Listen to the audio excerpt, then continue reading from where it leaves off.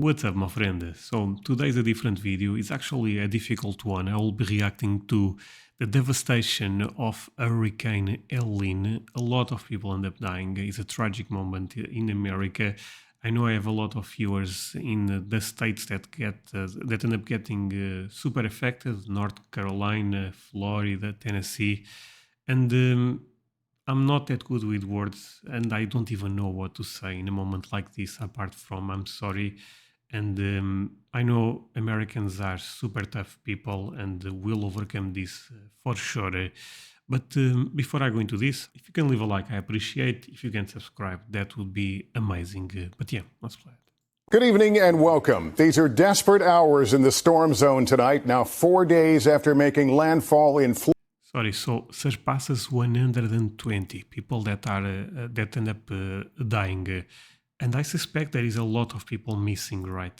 Florida, the aftermath of Hurricane Helene still inflicting maximum pain on communities in North Carolina and Tennessee.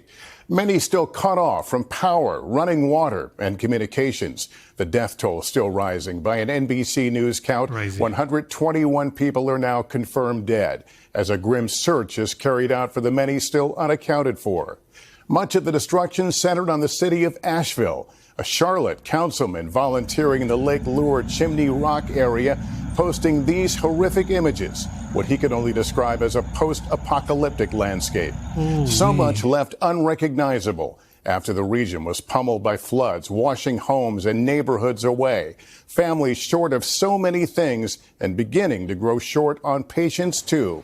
George Solis is in North Carolina for us tonight. George, how is the recovery going? Lester, recovery efforts are ongoing, certainly not making things any easier. The rain, officials telling us they have received thousands of calls, but they prioritized 150, trying to get to those people that are elderly and medically dependent. Tonight, Hurricane Helene. This is difficult to watch, my friends. America is a beautiful country, and I have great love for America, but I also know that the weather is sometimes insane. And I guess this shows exactly that. I'm going to ask you for one thing. I know I have viewers from North Carolina, Tennessee, Florida. If you feel comfortable sharing a message with us in the comment section, would be amazing. I tend to read most of the comments, and I think our community here will pay attention to that. So feel free to share your perspective, experience, experience maybe not the word, sorry, but basically what do you end up facing in the last, I would say, couple of days. It has moved on, but left in its wake a trail of death and destruction. Officials in North Carolina say they were blinded by Helene's sheer intensity. Homes swept away, restaurants and shops torn to pieces, communities cut off from clean water and electricity, leaving residents nowhere to go. Shelters are at capacity. Those shelters only provide overnight lodging, food, and water. FEMA is not at these locations. This is basic necessities only. Asheville, among the hardest hit, tonight remains largely cut off from relief, frustrating residents. Nobody's going to help us. I mean, I don't know what we're going to do. Do you have any faith in the federal response here? No. Ricky and Devonna Brown's auto. So the state that does not help these people. Shop has been in this location for 30 years. It's just devastating. I mean, it's just hard to see it. I mean, it's just hard to come and look at. You know what I mean? This is your whole life right here. And it's this old building to somebody, but to us, this is our life. Drop-off of communication has left relatives of missing locals pleading with officials for information on their loved ones. What do you say to the residents who feel that the local and federal response wasn't fast enough following this storm? So first, people are working around the clock. What we want to tell people is that more help is on the way and help is continuing. In North Carolina, every single county has been impacted. The western part of the state by catastrophic flooding, the eastern half by heavy rains and tornadoes. Do you have the manpower right now to handle this response? So this is a multi... Sorry, I will run this a bit back because I want to understand this part well. So is this even possible? The entire state got affected, the entire, no exception. Continuing. In North Carolina, every single county has been impacted. The western part of the state by catastrophic flooding, the eastern half by heavy rains and tornadoes. Okay, so there is also tornadoes. Oh my God, this is such a disaster. Do you have the manpower right now to handle this response? So this is a multi-federal agency response, which is why we're bringing in people from across the federal government. FEMA says they'll deploy 1,200 first responders to the state to support relief efforts. Relief that can't come soon enough for towns like Boone, 2 hours north of Asheville, where mudslides rip through neighborhoods.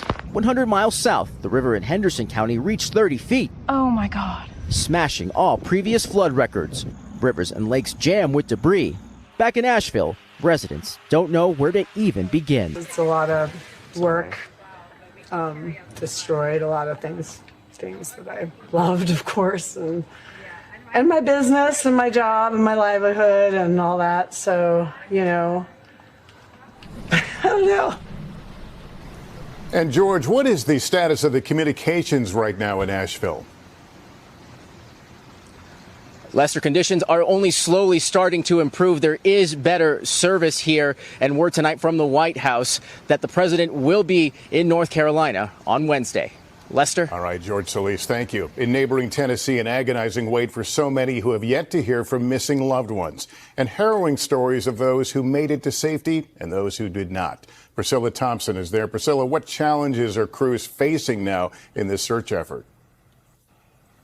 Well, Lester, the challenge here is massive debris piles like this one as the search for the missing intensifies. Tonight, the floodwaters in Tennessee. Oh, I cannot even imagine this, my friends, being honest, because Portugal, when it comes to weather, is a tremendous, tremendous country.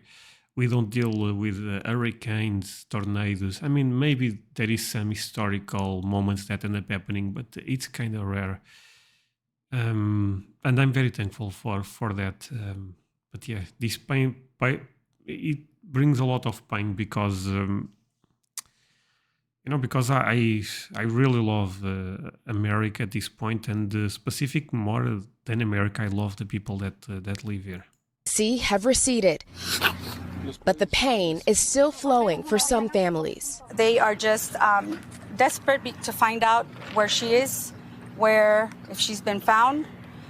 They just want news. Rosa Andrade and Monica Hernandez Corona are among the 150 people still unaccounted for in Tennessee, officials say, after 3 agonizing days. Authorities say more than 100 responders are scouring debris, as today efforts shifted from rescues to recovery. They confirm only 3 storm-related deaths in the state so far. They used everything they had to save life that day. Some were saved. We're still searching for some. We all have hopes that we will find some more alive. Relatives say Rosa and Monica were working at Impact Plastics factory when the water began to rise, and that they got into the back of a semi-truck trying to escape.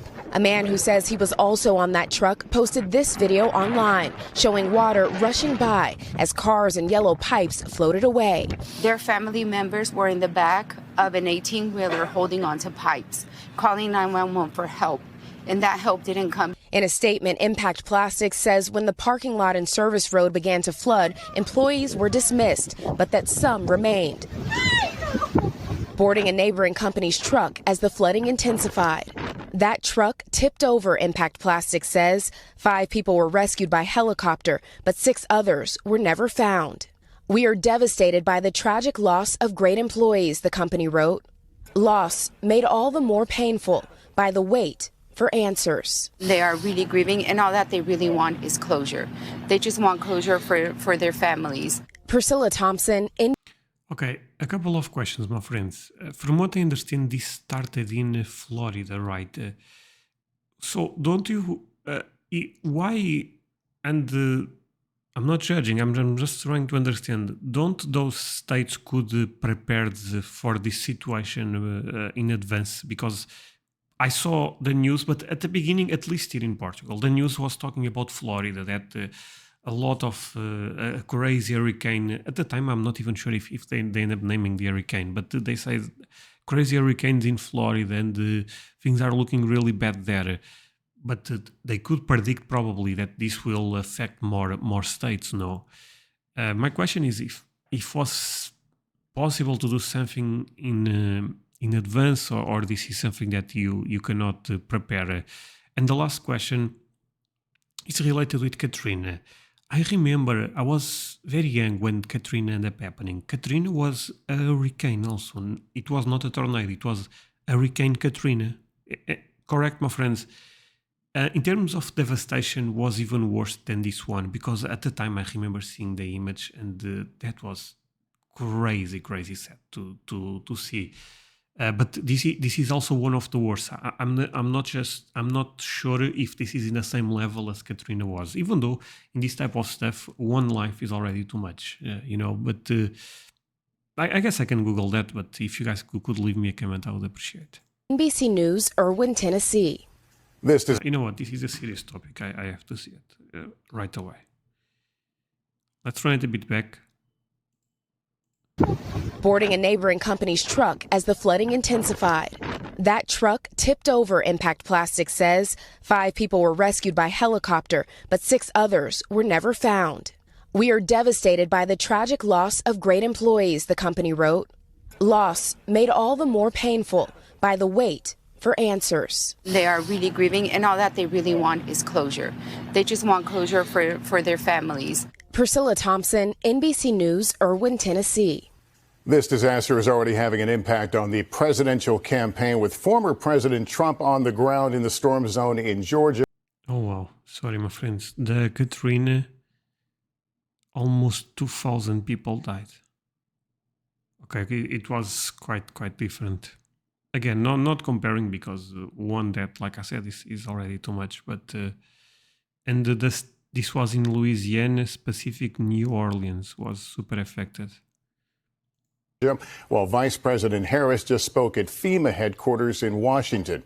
Garrett Hake now has that part of the story for us. Tonight, former President Trump visiting the storm zone in Valdosta, Georgia, coming with Franklin Graham's aid group, bringing trucks loaded with supplies and fuel. We're here today to stand in complete solidarity with the people of Georgia. And hammering Vice President Harris for not being there herself. Of course, the Vice President, she's out someplace campaigning, looking for money. The quality of the federal storm response could have a major... I'm not going to comment on that, because when it comes to politics, it's not of my business, to be honest with you, my friends. I just don't think here we are all together on this. Political impact on the vice president, who's hoping to repeat President Biden's narrow 2020 Georgia win. Harris was briefed aboard Air Force Two, cutting campaigning short in Las Vegas to return to Washington, meeting with FEMA officials tonight. We will do everything in our power to help communities respond and recover. I plan to be on the ground as soon as possible, but as soon as possible without disrupting any emergency response operations. Trump also accusing the White House and Democratic governor in hard-hit North Carolina of, quote, going out of their way to not help people in Republican areas without providing evidence. What was that in reference to? Governor Kemp did call. Just take a look. Where's that Mr. Trump? Biden did call. Do you have any evidence for that, Mr. President? Okay, my friends, if this will be just, okay, I guess this is all politics now. And this is not my intention, to be honest with you. This is very serious for me to even be reacting to this type of stuff. For me, what matters is this type of people, because they are the ones that are, in a lot of pain, suffering. Imagine people that are missing relatives, it's crazy. But yeah, thank you so much for watching this with me. Really means a lot. I know it was a different video. Again, if you want to leave a like, I appreciate it. If not, I also understand. But yeah, see you guys in the next one. Bye, my friends.